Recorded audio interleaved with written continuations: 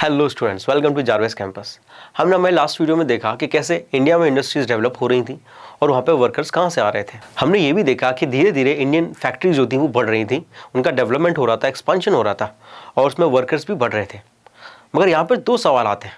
हम यहाँ पर पेक्यूलिटीज़ की बात करने वाले हैं, यानी कि कुछ अजीब व गरीब चीज़ थी। जैसे पहला सवाल ये था, उस टाइम ब्रिटिशर्स का रूल था इंडिया पे। इंडियन मार्केट को यूरोपियन एजेंसीज कंट्रोल कर रही थी, तो फिर कैसे इंडियन इंडस्ट्रीज डेवलप कर पा रही थी। दूसरा सवाल ये आता है कि वर्कर्स की जो नंबर्स थे वो बढ़ रहे थे, मगर उनका जो कंट्रीब्यूशन था वो अभी भी इंडस्ट्रीज में काफ़ी छोटा था। तो हमें पता है कि इंडियन इंडस्ट्रीज को यूरोपियन जो एजेंसीज थी वो कंट्रोल कर रही थी और वही सारे डिसीजन लेती थी कि किसका प्राइस कितना होगा, कौन सी चीज़ एक्सपोर्ट होगी, कौन सी चीज़ इंपोर्ट होगी। मगर ये जो एजेंसीज थी ये कुछ ही प्रोडक्ट्स में इंटरेस्टेड थी, जैसे T and coffee plantations, mining, Indigo cultivation, jute production. इसके अलावा जो दूसरे प्रोडक्ट्स थे उनमें ये इंटरेस्टेड नहीं थी।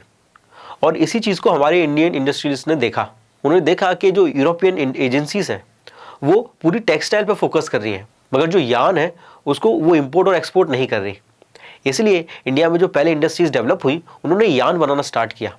यार्न यानी थ्रेड की बात कर रहे हैं हम यहाँ पर, और उसको वो एक्सपोर्ट करने लगे। अब क्योंकि यार्न वाले बिजनेस में ब्रिटिशर्स थे ही नहीं, इसलिए उन्हें उनका कंपटीशन फेस ही नहीं करना पड़ा और इसलिए उनको ज़्यादा प्रॉब्लम्स नहीं आई और इंडस्ट्रीज डेवलप करने लगी थी। अब ये जो इंडियन यार्न था इसकी क्वालिटी काफ़ी अच्छी थी और इसलिए इसकी डिमांड भी काफ़ी ज़्यादा थी। इंडियन यार्न चाइना और जापान जैसी कंट्रीज़ में एक्सपोर्ट किया जा रहा था, जैसे इंडियन इंडस्ट्रियलिस्ट काफ़ी ज़्यादा प्रॉफिट कमा रहे थे। अब ये चीज़ अच्छी चली रही थी कि 1906 में इंडिया से जो यार्न एक्सपोर्ट हो रहा था चाइना और जापान में वो बंद हो गया।